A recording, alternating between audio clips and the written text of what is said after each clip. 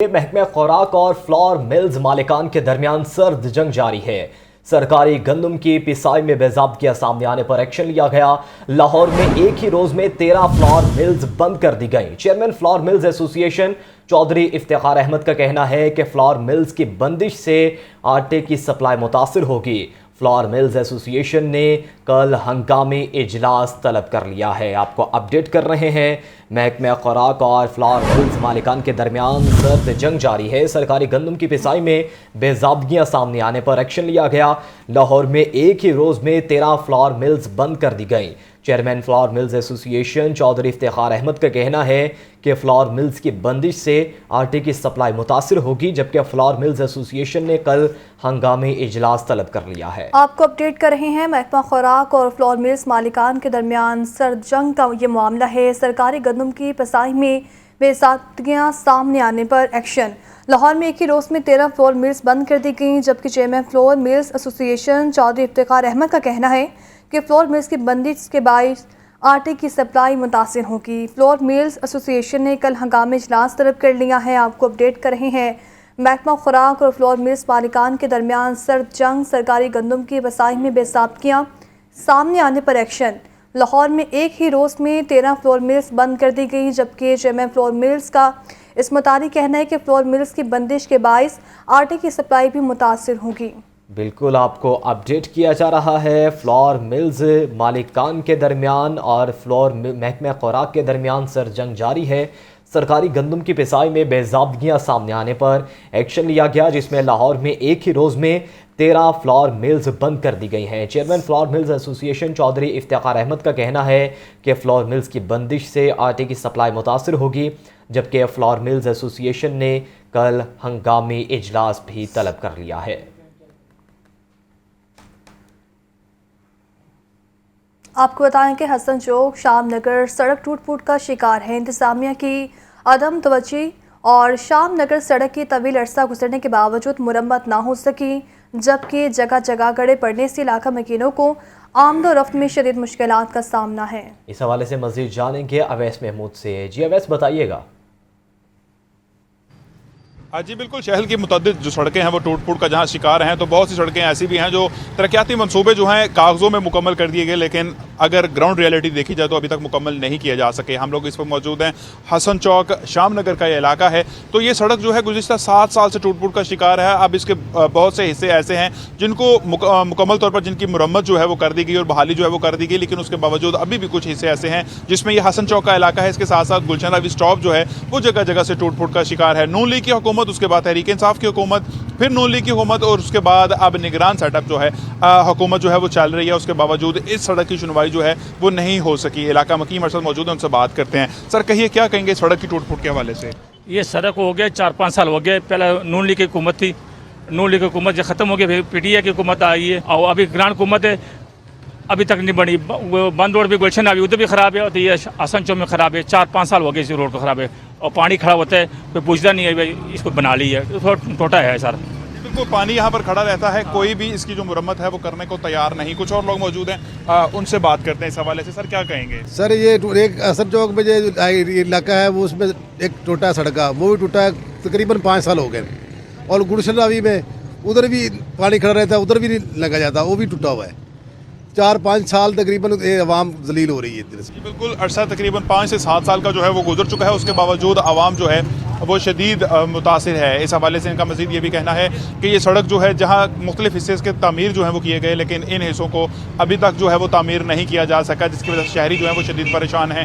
گاڑیوں کا جہاں نقصان ہے تو وہیں راہگیر جو ہیں وہ شدید مشکلات کا ان کو جو ہے وہ سامنا کرنا پڑتا ہے یہاں پر۔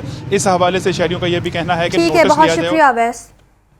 اور ناظرین، اب آپ کو بتائیں کہ زون پارک کے باہر کارکن موجود ہیں۔ کینال روڈ پر ٹریفک کی روانی متاثر ہے۔ ٹریفک وارڈنز ٹریفک بحال کرنے کے لیے توگودو کرنے لگے ہیں۔ کئی روز سے زمان پارک کے باہر موجود کارکنوں کی تواضع کے لیے کھانے پینے کا خصوصی انتظام کیا گیا ہے۔ مزید تفصیلات لیں گے حمزہ خورشید سے۔ جی حمزہ۔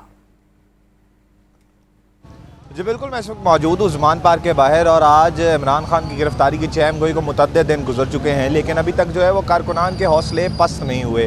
ابھی بھی جو ہے وہ کارکنان کی اپنے آپ کے مدد کے تحت جو ہے وہ مرکزی کیمپوں میں آنا جانا آمد و رفت جاری ہے۔ اس کے علاوہ کھانے، روٹیاں اور جو لوازمات ہیں وہ بھی جاری ہیں۔ میرے عقب میں جو ہے اس وقت ایک کیمپ میں جو ہے وہ پٹورے بنائے جا رہے ہیں، اس کے علاوہ زمان پارک میں جو ہے قیمے والے نان مل رہے ہیں، دال روٹی مل رہی ہے۔ اس سے دیکھ کر یہ لگتا ہے کہ کارکنان کو اگر یہاں پہ سالہ سال بھی بیٹھنا پڑے تو وہ عمران خان کی سیکیورٹی کے لیے یہیں پر موجود ہے، ان کے حوصلے جو ہیں وہ پست ہونے والے نہیں ہیں۔ اگر میں بات کروں ٹریفک صورتحال کی تو آج بھی اتوار کے روز بھی جب ٹریفک کا اتنا برڈن نہیں ہوتا، اس کے باوجود جو زمان پارک سے روڈ سڑک گزرتی ہے کینال روڈ، وہاں پر ٹریفک جو ہے وہ سست روی کا شکار ہے۔ شکریہ حمزہ۔ ناظرین، سانحہ پشاور پولیس لائنز کے شہداء کو خراج عقیدت پیش لبرٹی چوک میں شہداء کی یاد میں شمع روشن کی گئیں۔ کمشنر لاہور اور CCPO بلال صدیق کمیانہ نے خصوصی شرکت کی۔ اس بارے میں مزید بتائیں گے شاہزیب شہزاد۔ شاہزیب سے بھی رابطہ کریں گے۔ آپ کو بتا رہے ہیں سانحہ پشاور پولیس لائنز کی شہداء کو خراج عقیدت پیش کیا گیا ہے۔ لبرٹی چوک میں شہداء کی یاد میں شمعیں روشن کی گئی ہیں اور کمشنر لاہور جبکہ CCPO لاہور بلال صدیق کمیانہ نے بھی خصوصی شرکت کی ہے۔ شاہزیب سے مزید تفصیلات دیں گے۔ جی شاہزیب۔ جی بالکل، اس وقت میں موجود ہوں لبرٹی چوک میں، جہاں پہ ضلع انتظامیہ اور PHA کے زیر اہتمام پشاور کے شہداء کو سلام پیش کرنے کے لیے، ٹریبیوٹ پیش کرنے کے لیے شمعیں روشن کی گئیں۔ تقریب کا انعقاد کیا گیا اور اس تقریب میں کمشنر لاہور اور CCPO لاہور بلال صدیق کمیانہ نے بطور مہمان خصوصی شرکت کی۔ اس موقع پر شہر کے AC اور SP بھی موجود تھے اور سول سوسائٹی کے ممبران نے بھی یہاں پر شرکت کی ہے۔ شمعیں روشن کرنے کے ساتھ ساتھ ملک و قوم کی سلامتی کے لیے دعائے خیر بھی کی گئی ہے۔ اس موقع پر CCPO لاہور کا کہنا تھا کہ جو ہمارے جوان ہیں پولیس کے، وہ قوم کا ایک قیمتی اثاثہ ہیں، اور اسی موقع پہ کمشنر لاہور کا بھی یہی کہنا تھا کہ جو ہمارے شہداء ہیں وہ ہمارا ان کا لہو جو ہے وہ ایک دن ضرور رنگ لے کر آئے گا۔ ان کو ٹریبیوٹ پیش کرنے کے لیے یہاں پہ شمعیں روشن کی گئی اور ان کی یاد تازہ کی گئی ہے۔ جی ٹھیک ہے، شکریہ شاہزیب۔ ناظرین، اب آپ کو بتائیں کہ سماجی خدمت کے عزم کا عملی اظہار مہنگائی کے دور میں شادی جیسے مشکل مراحل کو آسان کر دیا۔ 30 دلہنیں پیا گھر سدھار گئیں۔ فلاحی ادارے کی جانب سے اجتماعی شادیوں کا اہتمام کیا گیا۔ اس بارے رپورٹ کریں گے مبین حیدر۔ زندگی کا نیا سفر مبارک۔ عواری ہوٹل میں اجتماعی شادیوں کی تقریب۔ 30 جوڑے فلاحی ادارے کی کاوشوں سے زندگی کے بندھن میں بندھ گئے۔ اسپیکر پنجاب اسمبلی سردار محمد سبطین خان کی بطور مہمان خصوصی شرکت۔ سابق گورنر چودھری محمد سرور، منظور احمد وٹو، خرم نواز گنڈاپور اور مجیب الرحمان شامی سمیت دیگر نے شرکت کی۔ خطیب بادشاہی مسجد مولانا عبدالخبیر آزاد نے اجتماعی نکاح پڑھایا اور نئے شادی شدہ جوڑوں کے اچھے نصیب کی دعا کی۔ اسپیکر پنجاب اسمبلی محمد سبطین خان اور سابق گورنر چودھری محمد سرور نے سماجی خدمت کے اس اقدام کو انتہائی احسن قرار دیا۔ جتنی بھی آرگنائزیشنز ہیں جو یہ کام کر رہی ہیں، میری دعا ہے کہ اللہ تعالیٰ ان پہ کرم کرے، فضل کرے، رحم کرے۔ تمام جو ہمارے والنٹیئرز ہیں، ڈونرز ہیں، ان کے لیے دعا گو ہوں۔ اور وٹو صاحب ماشاءاللہ بہت زبردست آپ کی فیملی کام کر رہی ہے، میری دعائیں اور ویل وشز آپ کے ساتھ ہیں۔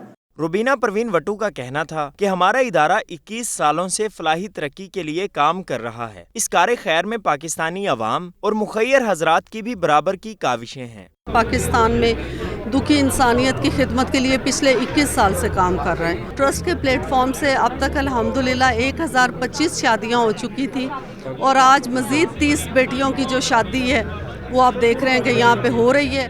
محمد سبطین خان، منظور احمد وٹو اور خرم نواز گنڈاپور نے شادی شدہ جوڑوں کو نیک تمناؤں کے ساتھ رخصت کیا۔ کیمرہ مین اکرام کے ساتھ مبین حیدر، لاہور نیوز۔